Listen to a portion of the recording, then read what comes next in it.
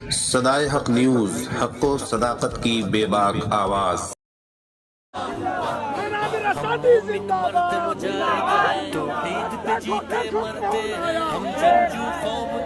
देखो देखो कौन आया,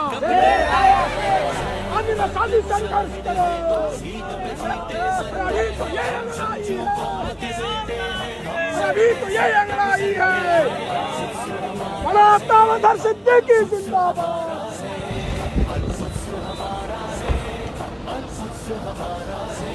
ये नौजवान हुज़ैफा आमिर रशादी जब किशनगंज तशरीफ लाए थे, उस वक्त इनसे मिलने के लिए बहुत से स्कूल वाले, इदारे वाले और किशनगंज के सभी नेता लाइन में खड़े हुए थे। ये हमारे दरमियान आज मौजूद है। मैं उन्हें आमंत्रित करना चाहता हूँ। और कहाँ से फितना उठता है, कहाँ नफरत पनपती है, समझ लेते हैं सब लेकिन नजरअंदाज करते हैं। और किसी कमजर्फ की, ये जो कमजर्फ आज पूरे देश में पैदा हो गए, तो किसी कमजर्फ की शोला बयानियों से न डरिएगा। जो खाली होते हैं बर्तन बहुत आवाज करते हैं। अस्सलाम वालेकुम व रहमतुल्लाहि व बरकातहू। आज जैसा कि आपको मौलाना अजहर साहब ने बताया कि हमारे उलमा काउंसिल के कौमी सदर मौलाना आमिर रशादी साहब का असम की सरजमीन पर प्रोग्राम था, इधर से गुजर हुआ तो आनन फानन में एक छोटा सा प्रोग्राम रखा गया और इस्तकबालिया प्रोग्राम रखा गया। मेरे दोस्तों और साथियों, अल्लाह के फजल से कई बार आपके बीच में आना हुआ। CNRC प्रोटेस्ट के दौरान इन तमाम इलाकों में जाना हुआ, तमाम जगहों पर हमारा प्रोग्राम हुआ, तकरीर हुई। उस जमाने में, उस दौर में भी मैंने कुछ बातें आपसे कही थी। आज आप देखिए कि अगर मैं बिहार की सियासत की बात करूं तो बिहार के अंदर अभी आपने देखा कि जातिगत आंकड़ा आपके सामने आया। सबसे बड़ी आबादी आपकी, ये मालूम है कि नहीं आपको?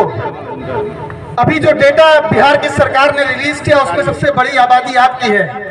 मगर आज भी बिहार का मुसलमान कहाँ है? कहाँ है बिहार का मुसलमान?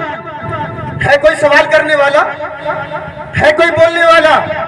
अभी मौलाना अजहर साहब ने आपको तारुफ कराया उलमा काउंसिल का, मर्द मुजाहिद मौलाना आमिर रशादी साहब का, कि किस तरीके से लड़ाइयां लड़ी गई पूरे हिंदुस्तान के अंदर। किशनगंज की बात करूं मैं, इसी किशनगंज के अंदर अलीगढ़ मुस्लिम यूनिवर्सिटी से मेरा ताल्लुक है। वहां की तलबा यूनियन का जनरल सेक्रेटरी हूं, रहा, अभी हूं। MU का सेंटर बनाया गया किशनगंज में 2013 में। 10 साल हो गए, 10 साल हो गए उस जमीन को लिए हुए। एक पत्थर रखा गया वहां पे। बताइए, जवाब दीजिए मुझे, कितने नेता पैदा किया किशनगंज ने? कितने लोगों को नेता बनाया किशनगंज ने? कोई है लड़ने बोलने वाला? बोलिए। देखिए, हम लोगों को कब्रिस्तान में अजान देने की आदत नहीं है। अगर जिंदा है तो एहसास कराइए। लड़ाई लड़ी किसी ने? नहीं लड़ी। कौन लड़ेगा आपकी लड़ाई? उलमा काउंसिल। पढ़िए तारीख को, जानिए उलमा काउंसिल के बारे में, मौलाना आमिर रशादी के बारे में क्या लड़ाइयां लड़ी हैं। हमारी बदकिस्मती ये है कि हमने पढ़ना छोड़ दिया, जानना छोड़ दिया अपनों के बारे में, तारीख को भुला दिया। अल्लामा इकबाल ने कहा था कि ऐ मेरी कौम, तुझे अज़मत रफ्ता की कसम, तुझमें एहसास व जज्बात शिकस्ता की कसम, जो कौम अपनी तारीख को भुला देती है, सफेद दहर से वो खुद को मिटा देती है। हम खुद मिटा रहे अपने आप को। तमाम नेता बनाया आपने, कौन कर रहा आपके बच्चों के लिए काम? कौन कर रहा है आपकी नई जनरेशन के एजुकेशन के लिए काम? 10 साल हो गए किशनगंज सेंटर बने, आज भी वहां पर कोई तामीर नहीं हुई। यकीन के साथ कह रहे हैं आपसे कि मजबूत कीजिए उलमा काउंसिल को, ताकत दीजिए मौलाना अजहर को, साथ दीजिए मौलाना आमिर रशादी का। अगर आप लोगों ने साथ दिया तो ईद में ईद मिलाने का काम करेंगे और जितनी जल्दी हो सकेगा MU किशनगंज सेंटर तामीर करा करके यहाँ के नौजवानों को तालीम देने का काम करेंगे इंशाअल्लाह ताला। साथ दीजिए, कोई नहीं है आपका। तमाम लोग टहल रहे हैं, चुनाव करीब है बिहार के अंदर, आएंगे, बढ़िया बढ़िया बातें करेंगे आपसे, वोट लेंगे आपका, विधायक बनेंगे, MP बनेंगे और सारे लोग चले जाएंगे। मगर हम लोग वो लोग हैं, जब आप पे जुल्म होगा, जब आपको रात के 12 बजे जरूरत होगी, जब आपको सरकारें परेशान करेंगी, जब आपको पुलिसिया दमन करेंगी, तब हम आपके साथ खड़े होने का काम करेंगे इंशाअल्लाह ताला। और ये तारीख है हमारी। पूछिए मौलाना से, जानिए उलमा काउंसिल के बारे में। 2010 के दौर में जब आजमगढ़ के बाद बिहार के सीमांचल को टारगेट किया गया, यहाँ के नौजवानों को टारगेट किया गया, कतील सिद्दीकी को पुणे की जेल में मारा गया, महमूद साहब को उठाया गया, उस दौर में कोई नहीं था बोलने वाला। अगर उस दौर में आपकी लड़ाई किसने लड़ी तो उसका नाम मौलाना आमिर रशादी और उलमा काउंसिल है। तो ऐसे लोग की आपको जरूरत है या उन लोगों की जरूरत है जो लोग चुनाव के दौर में आते हैं और बड़ी बड़ी बातें करके चले जाते हैं? बताइए, जवाब दीजिए। तो जो लड़ने वाले उनका साथ देंगे कि नहीं देंगे? तो मौलाना अजहर के और मौलाना राशिद के हाथों को मजबूत कीजिए तमाम उलमा के लोगों को, और ये जान लीजिए कि अगर कोई आपकी लड़ाई लड़ सकता है, कोई अगर इंसाफ कायम कर सकता है तो वो आपके उलमा कायम कर सकते हैं और हिंदुस्तान का मुसलमान कायम कर सकता है इंशाअल्लाह ताला। तो खत्म करता हूँ, हमारे कौमी सदर हमारे बीच में अपनी बात रखेंगे तफसील से कि जो लोग कमजोर बता रहे हैं उनको बताइए अपने बारे में कि आप कौन हैं और क्या ताल्लुक है आपका, कि नहीं होती कभी साहिल के अरमानों से वाबस्ता, हमारी कश्तियाँ रहती हैं तूफानों से वाबस्ता, हमारा ही जिगर है और हमारा ही कलेजा है, हम अपने जख्म रखते हैं नमकदानों से वाबस्ता। और नलेजल खानकाहों की तरफ है शेख अहरम मुझको, मुजाहिद का तो मुस्तकबिल है मैदानों से वाबस्ता। राष्ट्रीय उलमा काउंसिल के राष्ट्रीय अध्यक्ष शेर आजमगढ़, शान आजमगढ़, शेर हिंदुस्तान। अस्सलामु अलैकुम वरहमतुल्लाहि वबरकातुहू। अल्हम्दुलिल्लाहिल्लज़ी वहदह व नसर अब्दह व अंजज़ वअदह व हज़मल अहज़ाब वहदह। उसल्ली व उसल्लिम अला मन ला नबिय्य बअद। औज़ु बिल्लाहि मिनश शैतानिर रजीम।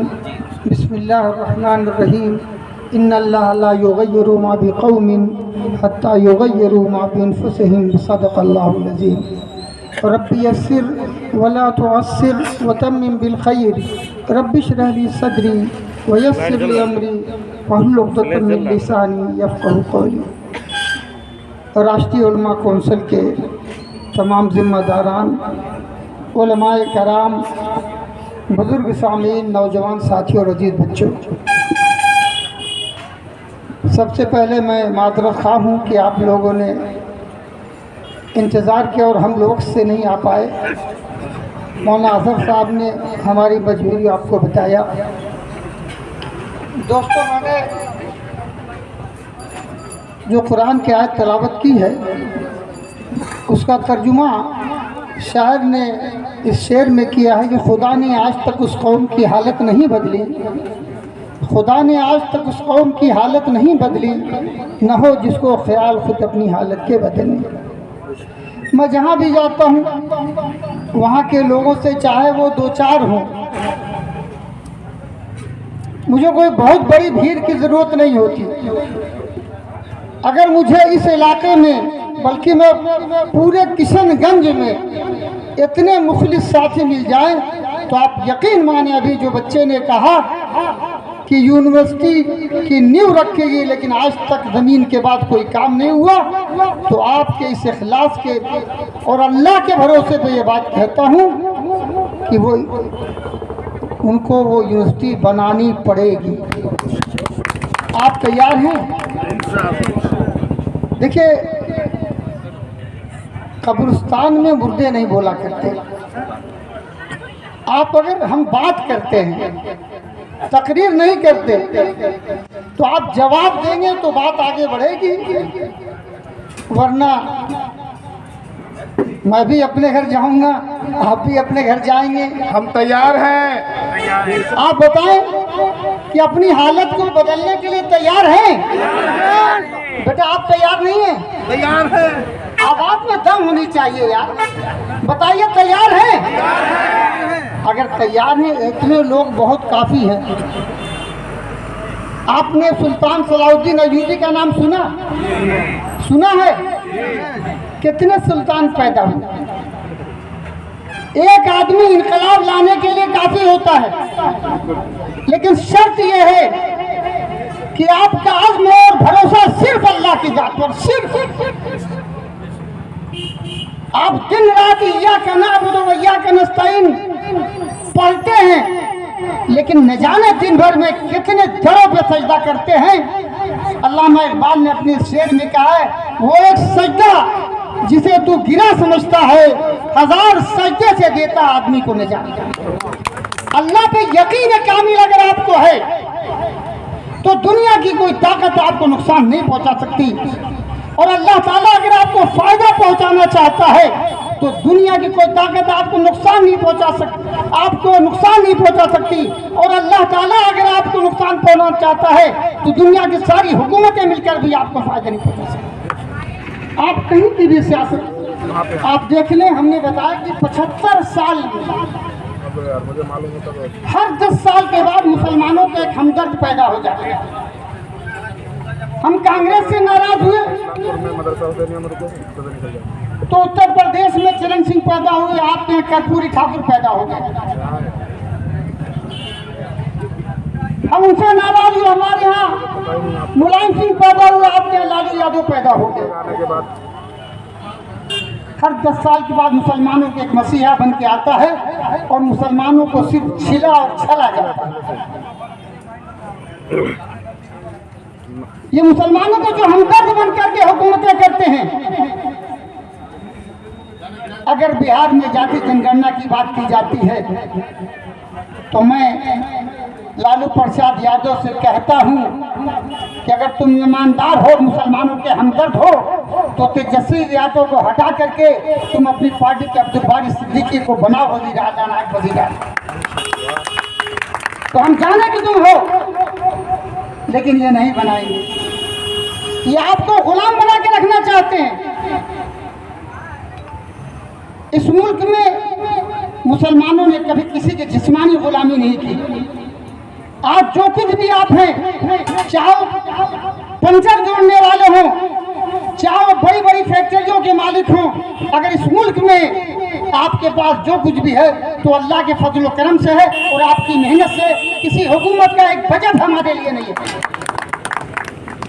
75 सालों में किसी भी, मैं तो हर पार्टियों के बड़े बड़े लोग हमसे मिलने आते हैं, मैंने कहा हिंदुस्तान की वाहिद एक कौम है, एक आबादी है जिसके लिए हिंदुस्तान का कोई पैसा नहीं खर्च होता, हम पर कोई भी नहीं खर्च होता।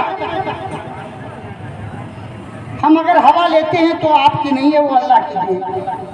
हम अगर सूरज की रोशनी लेते हैं तो अल्लाह की दी है। हम पानी अल्लाह का दिया हुआ पीते हैं, पानी जमीन से निकलता है। आप बता दें, कोई ऐसा आपका बजट है? कोई बजट आपके लिए नहीं। हम सिर्फ मोहब्बत के भूखे हैं। इतने सालों से हमारे साथ जुल्म हो रहा है, लेकिन जिसने अगर थोड़ी सी मोहब्बत से बात की, हम उसकी तरफ माइल हो गए। लेकिन अब वक्त आ गया है, ये जनगणना जो हो रही जातिगत, हमसे मीडिया के लोगों ने पूछा, हमने कहा हम इसके हक में हैं। ये सिर्फ मुसलमानों का मसला नहीं है। इस मुल्क में महरूम तबकात की बहुत बड़ी फहरिस्त है। जो 1% है, 2% है, न जाने कितनी गैर मुस्लिम की बिरादरियां हैं जिनको आज तक उनके हक नहीं मिल पाए। राष्ट्रीय उलमा कौंसिल ये चाहती है कि जो लोग अपने हुकूक से महरूम हैं उन सब को अपने साथ लेकर के, थोड़ा सा वक्त लगेगा। आप जितनी पार्टियां देख रहे हैं, इन्होंने 25 नतीजा बरामद की बात करेंगे। मैं 2-3 शेर में कि जिस जमाने में इस मुल्क में एक चलन चला था कि कहीं पर भी कोई बम कांड हो, कहीं पर भी कोई बात हो, उसमें मुसलमानों को लिप्त कर दिया था, मुसलमानों को इन्वॉल्व कर दिया जाता था और उनको पहले जेलों में डाला जाता था। फिर एक नया चलन बना, उनको आतंकवादी कह करके उनका इनकाउंटर कर दिया जाता था। ये काम पहले उत्तर प्रदेश से शुरू हुआ। हम लोगों ने वहां जब दौड़ाया इनको, तो बिहार के दरभंगा इलाके में बारसमेला नाम की एक जगह है, जहां पर से एक गांव के 8 लोगों को उठाया। हम लोगों ने वो लड़ाई भी लड़ी, वो यहाँ से भागे, जयपुर गए, वहां भी हम लोगों ने दौड़ाया। महाराष्ट्र भागे, महाराष्ट्र से दौड़ाया, पूरे मुल्क में दौड़ाते रहे। आज अल्लाह की फजल करम है कि अगर 15 साल में शायद पूरे मुल्क में मुसलमानों को आतंकवादी कह करके इनकाउंटर में शायद एक आध ऐसा हादसा हुआ होगा। अगर आप जाग जाएंगे तो किसी की ताकत नहीं है कि आपके साथ कोई नाइंसाफी किया जा सके।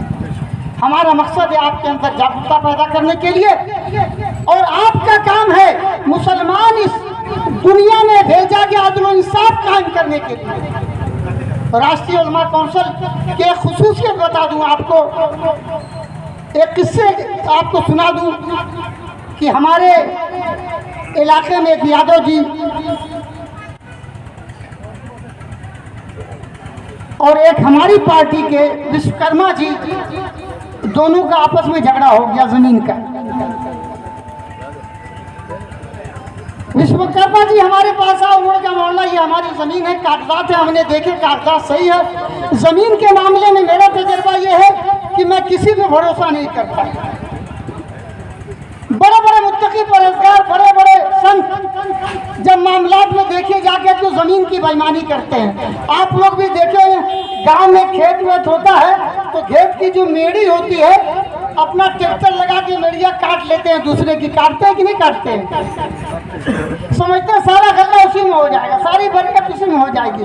तो हमारा तजर्बा, हम किसी पे भरोसा नहीं रखते, पता लगाते हैं। हमने विश्वकर्मा जी हमारी पार्टी के जब पता लगा लिया, हमें मालूम हो गया कि वो यादव जी का बेईमानी करके पैसा खिला करके एसडीएम को उन्होंने अपना नक्शा बनवा लिया है और उनकी 15 बाई 15 की जमीन हड़प करना चाहते हैं। हमने वहाँ एसपी से कह दिया, एसपी ने फोर्स दे दिया और वो दूसरे दिन घेरा जाने वाला था। हमको पता चल गया कि हमारे पार्टी के वो बेईमान हैं। वहाँ जो दरोगा थे वो यादव जी थे। यादव जी ने उसको बुला के कहा, वो भी यादव। उसने कहा देखो भाई, अब हम कुछ नहीं कर पाएंगे, बचा नहीं पाएंगे, इसलिए कि मामला आमिर रशादी के यहाँ चला गया है और फोर्स दिलवा दिया है और कल इसका निस्तारण हो जाएगा। अगर कोई बचा सकता है तुम्हें तो वही है, अगर उसका हक है तो राष्ट्रीय उलमा काउंसिल अपने बेटे के भी खिलाफ उसके हक में फैसला करने वाली जमात है। दोस्तों, जब ये हालात बहुत बुरे हुए थे, हमारे एक दोस्त हैं, उनका इंतकाल हो, उन्होंने कुछ अशार कहे थे, बहुत हालात खराब थे। हमारे बच्चों की तालीम रोक दी गई थी, उनके पर कदर दिए गए थे। तो उन्होंने ये शेर कहा था, मदरसों से कदम उलमा के जब बाहर निकल आए, मदरसों से कदम उलमा के जब बाहर निकल आए तो मेरी कौम के बच्चों के बालों पर निकल आए। मदरसों से कदम उलमा के जब बाहर निकल आए तो मेरी कौम के बच्चों के बालों पर निकल आए। और खिलाफे जुल्म जब आवाज दी उलमा काउंसिल ने, कफन बांधे हुए बच्चों के लाखों सर निकल आए। तो उस वक्त उलमा अपने मदरसे से निकले थे। इस मुल्क में 1857 में अंग्रेजों के खिलाफ भी उलमा अपने मदरसे से निकले थे, तब ये मुल्क आज़ाद हुआ था। आज कोई हमारी उन कुर्बानियों को फरामोश कर दे, भुला दे, लेकिन हमने कोई एहसान नहीं किया था अपने मुल्क के लिए। एक जो हम पर मुल्क का हक होता है कि हम किसी भी जो लोग हमारे मुल्क में कब्जा करना चाहें, हम उनसे अपने मुल्क को खाली करें। हमने अगर किया था तो कोई एहसान नहीं किया था। हम मुल्क के बाशिंदे हैं, मुल्क का जो हक हम पर था वो हक हमने अदा किया था। राष्ट्रीय उलमा काउंसिल ने एक नारा दिया था जिस दिन ये पार्टी बनी थी कि एक पैर रेल में और दूसरा जेल में, एक पैर रेल में और दूसरा जेल में। आप यकीन माने हमारे पर न जाने कितने केस कर रखे हैं, सैकड़ों केस कर रखा है, लेकिन मुझे यकीन है कि अल्लाह ताला ने जब तक मुझे इस तरह घूम के हमारा रिस्क लिखा है, सारी हुकूमतें मिलकर के भी हमें अंदर वाला खाना नहीं खा सकती। और जिस दिन अल्लाह हमें अंदर वाला नहीं देगा, हम सब प्राइम मिनिस्टर भी हो जाएंगे तो हमें अंदर खाने जाना होगा। आपने पिछली हुकूमतों में देखा, बहुत से वजीर थे, बड़े बड़े उनकी पार्टियां थी, मंत्री होने के बाद उनके जेल में जाना पड़ा। तो सबसे पहले तो अपने दिल से जेल जाने का डर निकाल दीजिए। हमारे वालिद कहते थे खास तौर से कि मेरा बदसिले तो उलमा जितने हैं सबको 6-6 महीने के लिए जेल में कैद बा मुशक्कत कर दिया जाए, ताकि इनके दिलों से जेल का डर खत्म हो जाए। और जिस दिन इनके दिलों से जेल का डर खत्म हो जाएगा तो इनकलाब यही लाएंगे इंशाअल्लाह। और यह भी ध्यान में रख लीजिए कि 75 साल की तारीख हो गई, मुसलमानों ने बड़े ईमानदारी से, बहुत ईमानदारी से इस मुल्क के अपने हिंदू भाइयों को आगे कर करके बड़ी ईमानदारी से उनकी क़ियादत में हिंदुस्तान को आगे बढ़ाने के बारे में उन्हें वोट दे करके वहां तक पहुंचा करके हमेशा उनका साथ दिया। लेकिन एक सवाल मैं अपने हिंदू भाइयों से पूछना चाहता हूं कि आज जो हुकूमत है या इससे पहले जो हुकूमतें थी, चाहे वो कांग्रेस की थी, चाहे वो उसके बाद जनता दल की थी, जनता पार्टी की थी, बीजेपी की है, क्या इस मुल्क के लोगों को, आवाम को एक गिलास साफ पानी मैसर हुआ? नहीं। 75 वाल में सोच जल आप तक पहुंच गया? कोई यहाँ खड़ा होकर बता दे नहीं पहुंचा। आज मैं उन सेकुलर पार्टियों से भी, और जो हिंदू हिंदू करती है, जो मुसलमान मुसलमान करती हैं, ये दोनों देश की दुश्मन है। राष्ट्रीय उलमा कौंसिल अल्लाह के बंदों की बात करती है, भूखों को खाना खिलाना है, भूखे की जात बिरादरी उनका मजहब देख करके काम नहीं करना चाहिए। हम सब आदम और हव्वा की औलाद हैं, आप जिस नाम से उनको पुकारें, हम सब एक माँ बाप की औलाद हैं। आपका दुख हमारा दुख होना चाहिए, आपका सुख हमारा सुख होना चाहिए, आपकी परेशानी हमारी परेशानी होनी चाहिए। कि आपको आज तक हिंदुस्तान में कोई ऐसा नेता, कोई ऐसा कायद मिला जो आपके बुरे वक्त में कहीं आपके साथ खड़ा नजर आए? रात के 12 बजे आप उसको याद करें, अपनी बिसात के मुताबिक, अपनी ताकत के मुताबिक वो आपके साथ खड़ा तो हो सकता है। क्या कोई खड़ा होने को तैयार है?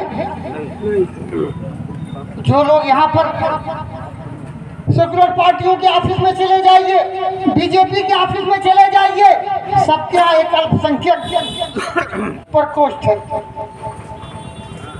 सबके यहाँ है। जब आपको अल्पसंख्यक कहा जाता है तो आपको गाली दी जाती है कि तुम कम हो, हम ज्यादा हैं, हम जो चाहे करेंगे। अगर ये ईमानदार हो तो अपने यहाँ से अल्पसंख्यक प्रकोष्ठ खत्म करें और मेन बाड़ी में मुसलमानों को लेके दिखाएं। अगर ये मुसलमानों के हमदर्द हैं, मुसलमान को अल्पसंख्यक बोर्ड का चेयरमैन बनाया जाता है, मुसलमान को फला बनाया जाता है, लेकिन मुसलमान को मेन बॉडी का नहीं बनाया जाता।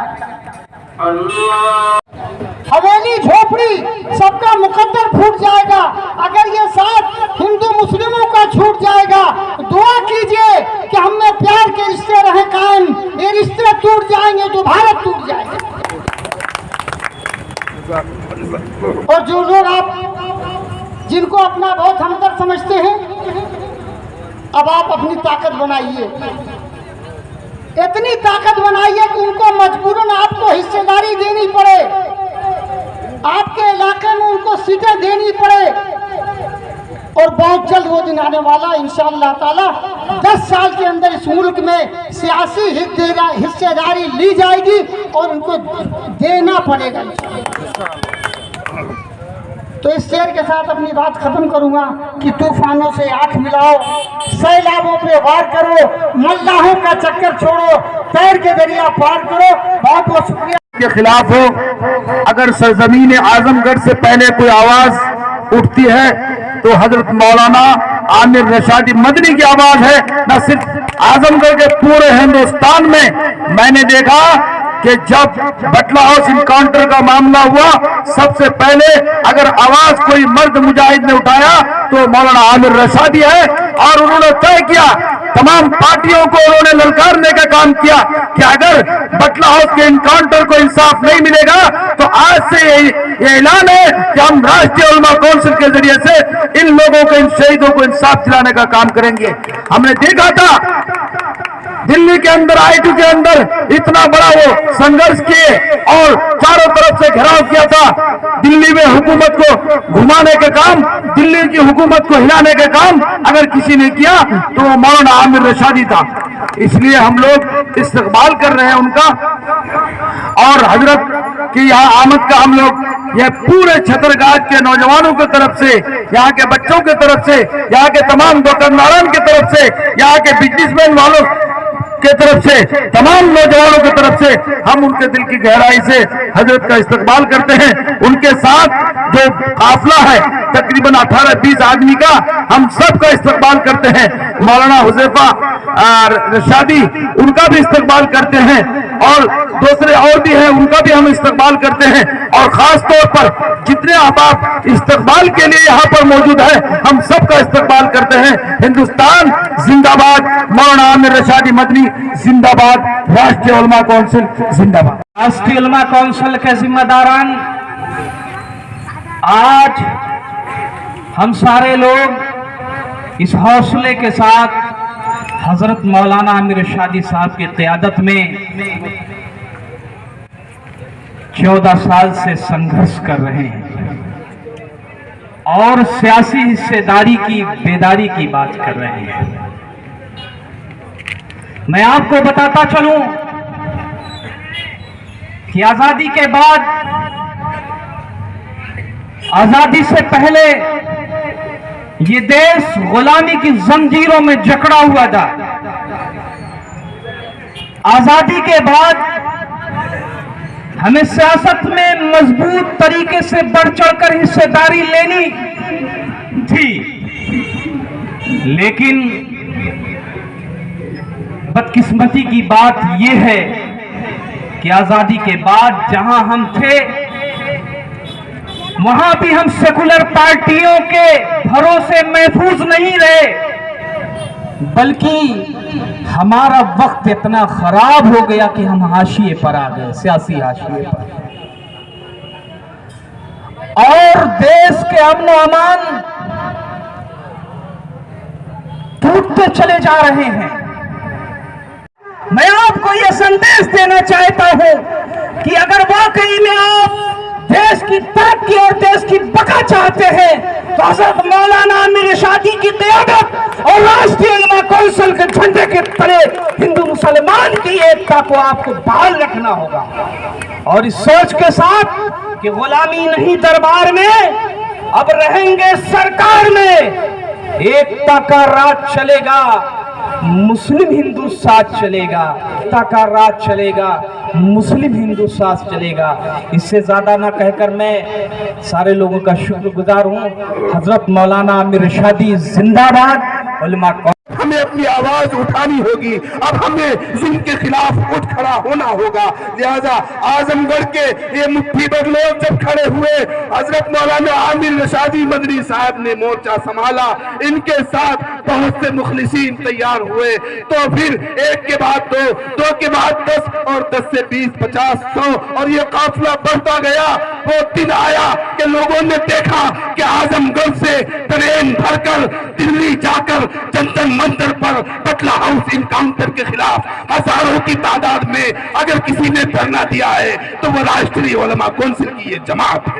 मेरे दोस्तों, ये राष्ट्रीय उलमा कौंसिल की तारीख है, ये संघर्ष से उठी हुई पार्टी है, जुल्म के खिलाफ उठी हुई पार्टी है, मकासद के तहत ये उठी हुई पार्टी है।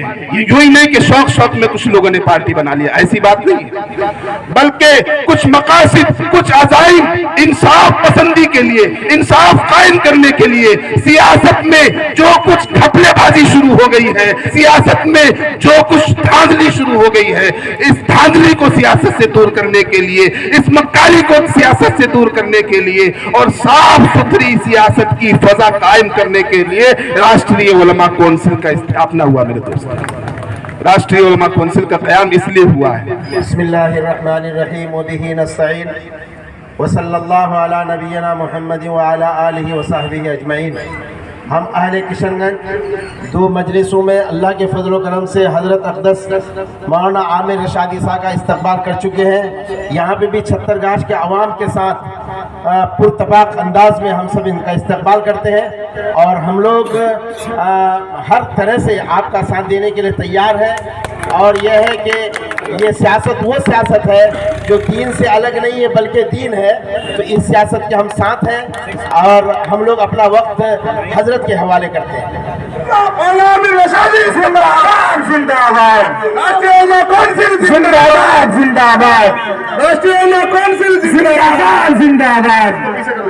राष्ट्रीय उलमा काउंसिल जिंदाबाद जिंदाबाद। देखो देखो कौन आया, शेर आया, शेर आया, देखो कौन आया, शेर आया, शेर आया, देखो कौन आया, शेर आया, शेर आया। राष्ट्रीय उलमा काउंसिल जिंदाबाद जिंदाबाद। हम एक हैं, आमिर रशादी जिंदाबाद जिंदाबाद, आमिर रशादी जिंदाबाद जिंदाबाद जिंदाबाद, संगठन का यूनिट जिंदाबाद जिंदाबाद जिंदाबाद। साहब मौलाना जैनुल आबिदीन सनाबली साहब, मौलाना नूरुल हक साहब, मुरसलीन भाई, मौलाना अब्दुल मुंतकिम फुरकानी साहब, आप भी हजरत का जल्दी जल्दी स्वागत करें, हाथ माला पहनाकर। ये मौलाना अब्दुल वाहिद बुखारी साहब और बिट्टू भाई कहाँ है, वो भी आए, और नजरुल इस्लाम साहब आप भी आ जाइए। मौलाना जैनुल आबिदीन सनाबली साहब जो नाजिम है जमीयत अहले हदीस किशनगंज के, वो भी यहाँ तशरीफ फरमा है। ये मौलाना जैनुल आबिदीन सनाबली साहब जमीयत अहले हदीस जिला किशनगंज के नाजिम हैं।